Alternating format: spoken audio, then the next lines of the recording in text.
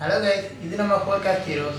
இன்றைக்கி நம்ம நேற்று நடந்த மேட்சோட ரிவ்யூவை பற்றி தான் பார்க்க போகிறோம். நேற்று என்ன இன்சிடென்ட் நடந்துச்சுன்னு டாஸ்லேருந்து ஆரம்பிப்போமா?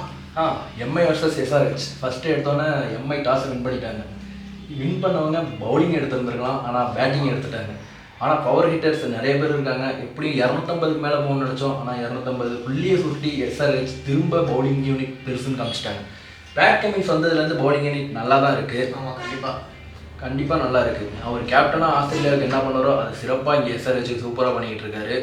இப்போ கடைசி நிமிஷத்துலாம் டிகாக்கு பதிலாக ரிக்கட்டன் நல்லா இருந்தாங்க. அது சரியான முடிவாக அமைஞ்சிருச்சு. கடைசியில் அவர் சதம் அடித்து இன்னொரு தடவை காமிச்சிட்டாரு. டிக்காவுக்கு சரியான ரீப்ளேஸ்மெண்ட்டு. சவுத் ஆப்பிரிக்காவும் சரி, மும்பைக்கும் சரி, அவர் தான் டிக்காவுக்கான சரியான ரீப்ளேஸ்மெண்ட். அது மாதிரி வில் ஜாக்சன் இந்த மேட்ச் தான் உள்ளே வந்திருக்காரு. அதனால் ஃபஸ்ட்டு மேட்ச்லேயே ஒரு நல்ல இம்பாக்ட் கிரியேட் பண்ணிட்டு தான் வெளியே போனார் பேட்டிங்கில். ஏன்னா பவுலிங்கில் அவரோட ஒரு ஓவர் தான் போட்டார். ஒரு ஓவர்லேயே 19 ரன் கொடுத்துட்டு ரொம்ப அந்த ஒரு ஓவரோட முடிச்சுட்டாங்க. பவர் பிளேயில் கொடுத்ததுனால அவருக்கு சரியாக அந்த ஓவரில் பால் போகலை. அதனால் வச்சு விளாசிட்டாங்க எல்லாரும். சர்துல் தாக்கூர்னு ஒருத்தர் எடுத்துட்டு வந்தாங்க இம்பாக்ட் பிளேயராக. அவர் ராபின் மின்ஸ் எடுத்துட்டு இம்பாக்ட் பிளேயராக சர்துல் தாக்கூர் வந்தாங்க. சரி, ஒரு ஓவர் பவுலிங் ஆச்சு கொடுப்பாங்கன்னு பார்த்தா ஒரு ஓவர் கூட கொடுக்கணும். அவருக்கு பக்கெட்டில் தண்ணி, எதுக்குடா பக்கெட்டில் தண்ணி? அவரை தண்ணி எடுத்துகிட்டு வர கூட வச்சுருந்துருக்கலாம். அவர் எதுக்கு விளையாட வச்சாங்க? ஃபீல்டராக கூட அவர் எதுவும் பண்ணதா தெரியல. கண்டிப்பாக இல்லை, அவர்கிட்ட கேட்ச் போன மாதிரி கூட தெரியலங்க. ரமன்தீப் பேட்டிங்கில் ஒரு 18 ரன் அடிப்பாருங்க. ஃபீல்டிங்கில் 3 கேட்ச் விடுவார். 3 கேட்சுமே டிராவிஸ் ஹெட் தான். 70 ரன்னுக்கு மேலே இதாகிடுச்சு. அதாவது டிராவிஸ் ஹெட் ஒரு 3 கேட்சை விட்டார். 3 கேட்சுமே இம்பேக்ட்ஃபுல்லாக இருந்துச்சு. அதாவது எஸ்ஆர்ஹெச்சுக்கு 2 கேட்சு பவுண்டரி லைனில் விடுவார். அது 2மே 4 இல்லை 6 போயிடும். அதுதான் இப்போ பெரிய இம்பேக்டாக முடிஞ்சு போயிடுச்சு. ஆமாம், ஃபஸ்ட் இன்னிங்ஸில் பார்த்தா 243 அடிப்பாங்க 20 ஓவர். கடைசி 4 ஓவரில் 40 ரன் தான் அடிப்பாங்க. அங்கேயே அவங்க ரெஸ்ட்ரிக்ட் பண்ணிட்டாங்க. 8 ஓவரில் 113 வந்தோடனே சரி இன்னைக்கு வீடியோ டாபிக் நம்ம ஓஜிஸ் பேக் கார்டிங் போடலாம். கடப்பாரில் பேக்குன்னு வந்துருச்சுன்னு நினச்சேன். ஆனால் இன்னைக்கு இந்த மாதிரி கடைசியில் சொதப்புவாங்க நான் எதிர்பார்க்கவே இல்லை. அவங்களும் எதிர்பார்த்துருக்க மாட்டாங்க. ரோஹித் சர்மாவோட பர்த்டே இன்னைக்கு. ஆனால் நேற்று அவர் விளையாட முடியாமல் போயிடுச்சு. அதை 4 மேட்சாக வரல. இன்ஜுரி காரணமாக வெளியே உட்காந்துருக்காரு. எனக்கு தெரிஞ்சு எம்ஐ ரொம்ப மிஸ் பண்ணுவாங்கன்னு நினைக்கிறேன் ரோஹித் சர்மாவை இந்த நேரத்தில்.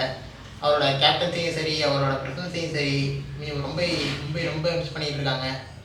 மும்பை கடைசி 3 மேட்சாக தோத்துக்கிட்டே இருக்கு. ஆமாம், ஆனால் எஸ்ஆர்ஹெச் சரியான பேட் கமிங்ஸ் வந்ததுலேருந்தே எஸ்ஆர்ஹெச் ஒரு மாதிரியாக பவர்ஃபுல்லாகவே இது பெரிய ஃபார்மில் இருக்காங்க அவங்க.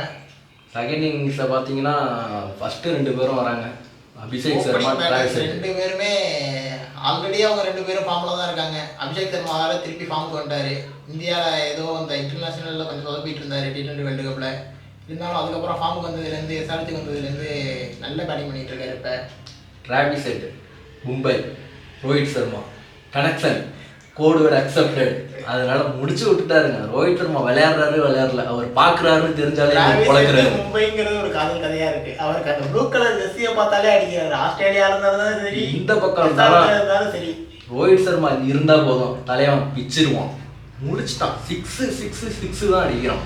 அந்த பக்கம் அபிஷேக் சர்மா ஃபர்ஸ்ட் 6 ஓவருக்கு 4 வரலங்க, வெறும் 6ல தான் போயிட்டு இருந்துச்சு மேட்ச். அபிஷேக் சர்மா அங்கே சொல்கிறான், நான் நம்பர் 1 பேட்ஸ்மேன், என்னால் முடியல, நீ எப்படி இப்படி அடிக்கிற? அடிப்பேன், நான் திரும்ப அடிப்பேன்னு 76 ரன்னு பிரிச்சுட்டாரு. மொத்தமாக அந்த பவர் பிளேக்குள்ளேயே மேட்சோட ரிசல்ட் நமக்கு தெரிஞ்சிருச்சு. சரி, ஓகே, எஸ்ஆர்ஹெச் தான் ஜெயிக்க போகிறாங்க அப்படின்ட்டு.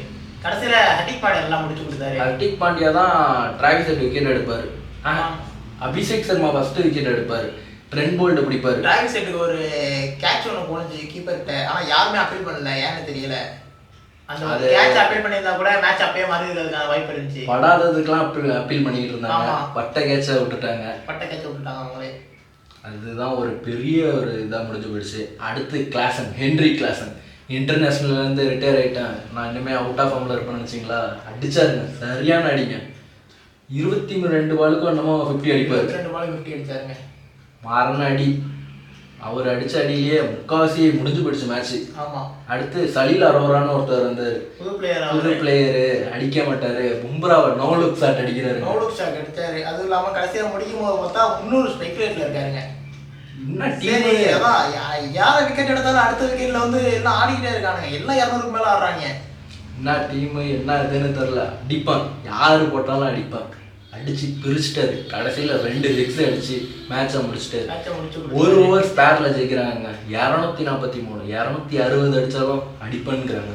கண்டிப்பா 270 280 அடிச்சிருந்தாலும் இவங்களுக்கு கெட்டபிள் ஸ்கோரா தான் இருக்கும் போல இருக்கு. மும்பை என்ன கிரவுண்ட் வேற. ஆமாம், ஹார்திக் பாண்டியா ஒரே ஒரு தவறு தான் பண்ணிட்டாரு. டாஸை வின் பண்ணோம், பவுலிங் எடுத்துருந்துருக்கலாம். ஆனால் அவர் பேட்டிங்கில் நம்பிக்கை வச்சாரு. சிஎஸ்கேக்கு நேரம் 103 அடிப்பாங்க, இந்த தடவை பவுலிங்கில் கொட்ட விட்டுட்டாங்க. ஆமாம், கடைசியில் அவர் சரியா அந்த பவுலிங் ரொட்டேஷன் சரியில்லைன்னு நினைக்கிறேன் எனக்கு தெரிஞ்சு. ஏன்னா வில்ஜாக்ஸுக்கு பவர் பிளேல 3வது ஓவர் கொடுத்துருக்க கூடாது. ஆனால் சர்துல் தாக்கூரை பார்த்தீங்கன்னா ட்ரையல் செட் விக்கெட்டை 3 தடவை எடுத்துருந்துருக்காரு. அவர் ஒரு மேட்சப்பா கொண்டு வந்தா கண்டிப்பா வாய்ப்பு இருந்திருக்கு. அவர் 19 ரன் கொடுக்குறாரு, விக்கெட் எடுத்துருவாரு. இவங்களும் 19 ரன் தான் கொடுத்தாங்க, ஆனால் விக்கெட் எடுக்கவே இல்லை. நல்லா நல்லா தான் போட்டார், 2 விக்கெட் எடுத்தார். ஆனால் அவரும் 50 ரன்னுக்கு மேலே போயிட்டாரு. பும்ராவும் சரி, பும்ரா 4வது முறையாக 50 ரன் கொடுத்துருக்காரு ஐபிஎல்ல. அது அவருக்கும் ஒரு பேக் ஃபயராக முடிஞ்சு போயிடுச்சு. போன மேட்ச் தான் கொஞ்சம் நல்ல ஃபார்ம் வந்த மாதிரி இருந்துச்சு. பும்ரா நல்லா பவுலிங் போட்டார். இந்த மேட்ச் மறுபடியும் சொதப்பிட்டாரு. கடைசியில் பார்த்தா எஸ்ஆர்ஹெச் ஜெயிச்சிட்டாங்க. மும்பை பாட்டத்துக்கு போயிடுச்சு. இவங்க 3வது இடத்துல நின்றுட்டாங்க. 83+ வந்துருக்கு ரன் ரேட். இதே மாதிரி அடுத்த வீடியோவில் பார்ப்போம். அது வரைக்கும் சைனிங் ஆஃப். Forecast heroes.